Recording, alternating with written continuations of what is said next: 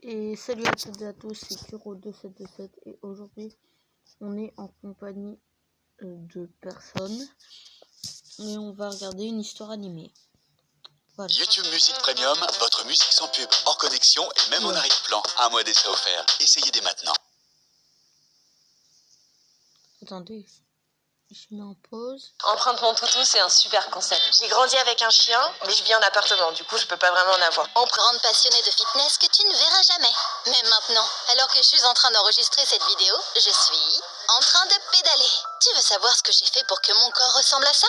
Alors, laisse-moi commencer par le début. Ma famille n'était pas très riche. Mes parents avaient monté une entreprise de construction, mais jusqu'à présent, elle n'avait fait que perdre de l'argent. Et j'avais besoin d'argent pour aller à l'université et devenir vétérinaire. Le soir, je nettoyais donc un club de fitness. Et après les heures de travail, je m'y entraînais. Un jour, tout se passait comme d'habitude.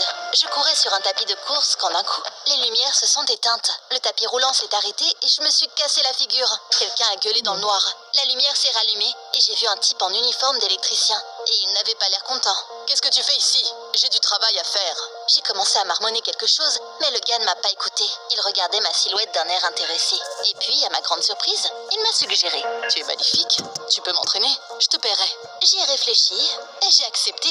J'ai appris qu'il s'appelait Paul. On a commencé à nous entraîner ensemble après la fermeture du club. Et surtout, on s'est entraîné dur. Mais un jour, après une de nos séances d'entraînement, je rentrais chez moi et j'ai vu un château encerclé par des chiens. En tant que future vétérinaire et défenseuse des animaux, je ne pouvais pas laisser passer ça. Et je me suis précipitée pour aider ce pauvre petit animal. J'ai chassé les chiens et j'ai examiné le chat effrayé. Son oreille était déchirée et il tremblait de partout. Je l'ai pris dans les mains et je me suis précipitée à la clinique vétérinaire la plus proche. Là-bas, ils l'ont soigné, lui ont donné des sédatifs et lui ont mis un pansement à l'oreille. J'étais tellement contente d'avoir réussi à aider ce pauvre petit chat quand la porte s'est soudainement ouverte et un type est entré dans la clinique en courant. Il s'est tout de suite précipité à la réception. « Désolée mademoiselle, vous n'auriez pas un chaton noir avec un ventre blanc ?»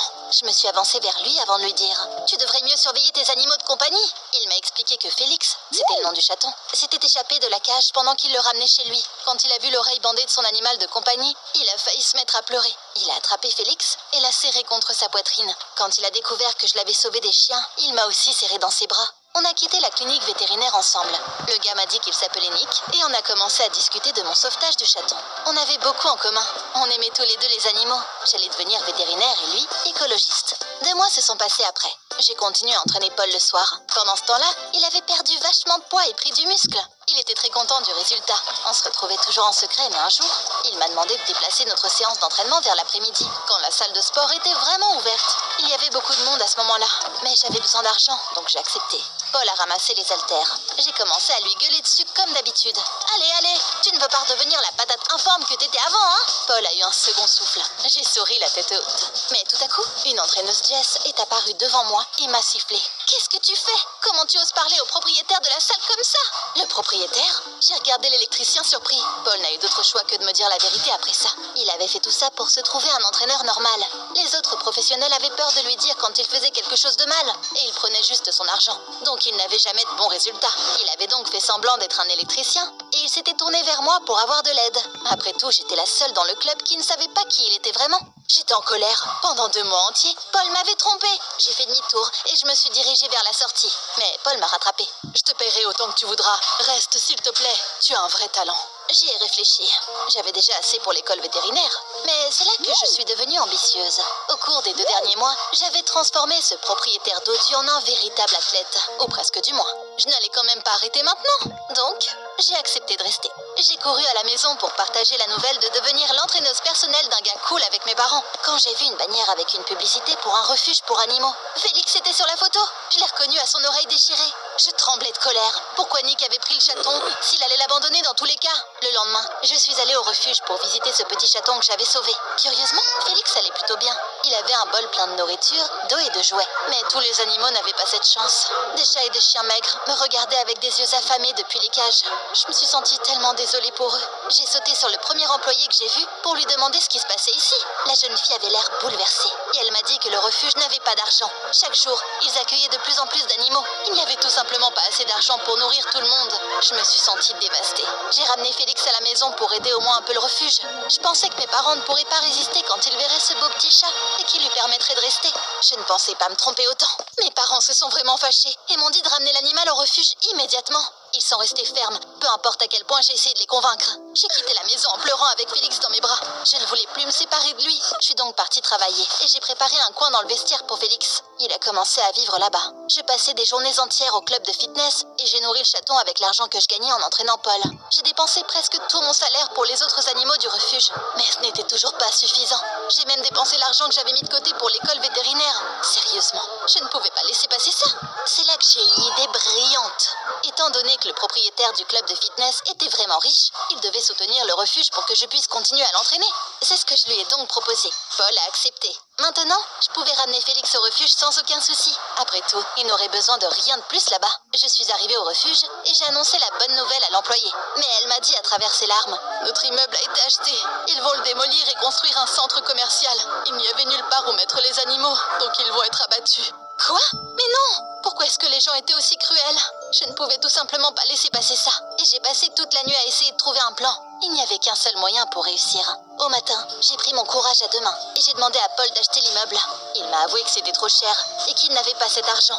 J'ai essayé de trouver une autre solution, mais Jess m'a interrompu. Écoute, tu es vraiment doué pour le sport. T'as réussi à transformer notre patron en un mec magnifique et tellement rapidement en plus. Dis-moi ton secret. Jess m'a proposé beaucoup d'argent. Après tout, elle gagnerait bien plus après avoir appris mon secret et augmenté le prix des séances d'entraînement avec elle. J'ai sauté de joie et j'ai embrassé Jess. Sans s'en rendre compte, elle m'avait donné une super solution. Je savais ce que je devais faire. Chez moi, j'ai trouvé une vieille photo de moi et je l'ai agrandie dans Photoshop. Et puis, j'ai enregistré une vidéo. Avant, je ressemblais à ça. Mais comme vous pouvez le voir, j'ai trouvé un moyen d'avoir le corps que je voulais. Tu veux faire la même chose? Alors envoyez-moi un message. J'ai posté la vidéo avec le hashtag #PerfectBody. Le lendemain matin, j'ai été réveillée par un flot de notifications. J'ai compris que mon plan avait fonctionné. Des gros naïfs m'avaient envoyé une tonne de messages. Tout le monde voulait connaître mon secret. Et mon plus grand secret était qu'il n'y avait pas de secret. J'allais juste à la salle de sport depuis des années pour avoir ce résultat. Paul n'était pas une exception. Je l'ai fait s'entraîner jusqu'à ce qu'il s'effondre. Mais les gens voulaient des miracles. Et j'ai décidé de leur donner espoir. J'ai fixé un prix de fou pour mes cours vidéo. Et j'ai promis un résultat sympa en quelques mois seulement. Ça a marché. Le jour même, des gens ont commencé à m'envoyer de l'argent. Mais ne pense surtout pas que je suis une fraude. J'ai commencé à enregistrer des cours vidéo et à les envoyer à mes abonnés. Ils s'entraînaient avec ma méthode et on verrait ce qui se passerait. L'argent était juste la chose la plus importante. Un mois plus tard, mon projet Perfect Body est devenu très populaire. Les gens n'ont épargné aucune dépense pour mes cours en ligne. Paul a tellement aimé tout ça qu'il a fait de moi le visage de son club.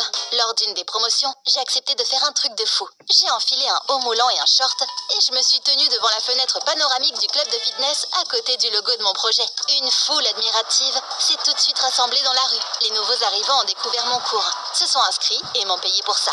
Et ceux qui n'avaient pas assez d'argent se sont inscrits pour s'entraîner dans la salle de sport. J'étais sur un petit nuage. Et c'est là que quelque chose a ruiné mon humeur. J'ai vu Nick, l'ancien propriétaire de Félix, dans la foule. J'ai couru dans la rue et j'ai commencé à l'engueuler. Mais il m'a dit que j'avais tout mal compris. Ce jour-là, mes parents ont ramené ma petite sœur de l'hôpital. Apparemment, elle était vraiment allergique aux chats. Donc j'ai dû ramener Félix au refuge. Mais j'ai continué à m'occuper de lui. Je lui apportais de la nourriture et des jouets. Quand j'avais assez d'argent, j'aidais aussi d'autres animaux. Je me suis dit que je n'aurais pas dû me jeter sur lui comme ça. En fait, on faisait exactement la même chose. J'ai parlé à... Ne cherche plus. Mythique est l'application qu'il te faut. Télécharge-la vite.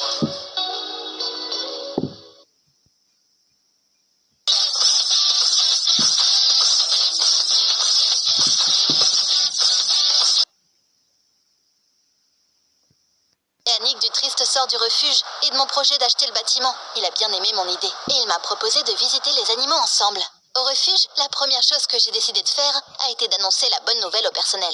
J'aurai bientôt assez d'argent. J'ai juste besoin d'un peu plus de temps. Mais ils ne m'ont pas laissé finir. Mais là, c'est trop tard. Les nouveaux propriétaires sont déjà là. Ah ouais? Je vais leur dire tout ce que je pense d'eux. J'ai serré les poings et j'ai demandé à les voir. Un homme et une femme me tournaient le dos et discutaient de quelque chose tout content. J'ai crié « Laissez les animaux tranquilles !»« Hé, vous m'entendez ?» Le couple s'est retourné. J'ai crié de surprise. C'était mes parents. J'ai rigolé hystériquement. « Papa, maman pourquoi mais vous faites quoi là ?» Mes parents ont essayé de dire quelque chose, mais je ne les ai même pas écoutés. J'ai attrapé Félix. J'ai couru dans la rue et j'ai pris un taxi. Mes parents étaient de vrais monstres, donc je ne voulais plus vivre avec eux. Quand je suis rentrée à la maison, j'ai couru dans ma chambre et j'ai commencé à faire mes valises. Quelques minutes plus tard, tout ce dont j'avais besoin était déjà dans ma valise. Ma tablette était la seule chose qui manquait. Je me suis souvenu que je l'avais donnée à mes parents et je suis allée dans leur chambre. Il y avait un modèle architectural sur leur table. Ce foutu centre commercial, je le détestais.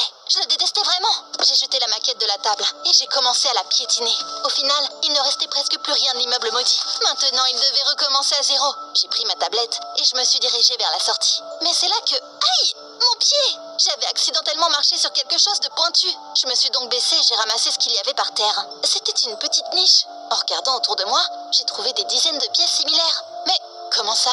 Non, quand même pas. Je devais tout vérifier. Il y avait des documents sur la table. Je les ai pris et j'ai lu à haute voix. Projet de construction d'un refuge moderne pour animaux abandonnés. Des larmes ont coulé sur mon visage. Mes parents ne voulaient pas faire de mal aux animaux. Au contraire, ils voulaient les aider. Comment j'étais trop conne! Il fallait que je retourne au refuge pour tout leur expliquer. Mais ils m'avaient devancée. De la fenêtre, je les ai vus se garer dans la cour. J'ai couru dehors et j'ai embrassé mes parents. Vous êtes vraiment les parents les plus cool! Je suis tellement désolée d'avoir pensé du mal de vous. Tu passais tout ton temps au refuge et on a vite compris à quel point ces animaux comptaient pour toi. On a donc obtenu un prêt et acheté le bâtiment à ces personnes qui allaient construire un centre commercial à sa place. Mais le plus important était que mes parents aient trouvé un investisseur. Il avait accepté d'investir dans la construction de l'abri et même de continuer à le soutenir. Mes parents ne m'ont pas engueulé pour la maquette. Apparemment, ils en avaient plusieurs exemplaires. La construction a bientôt commencé. Maman et papa m'ont laissé garder Félix. Et Paul a permis aux autres animaux de rester dans sa salle de sport le temps que le nouveau refuge soit fini de construire.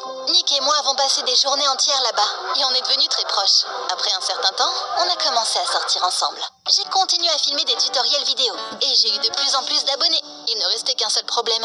2 mois s'étaient écoulés depuis que les premières personnes avaient acheté mon cours. Je pouvais imaginer ce qui m'attendait. Je me disais qu'ils allaient m'accuser de menteuse.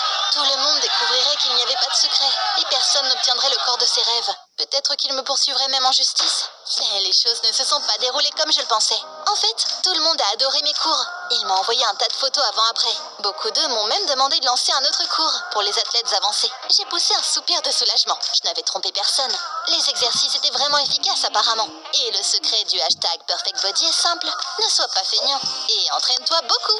Envoie cette vidéo à tes potes qui adorent les animaux pour voir combien on est. Je pense que pour cette vidéo, on va finir là.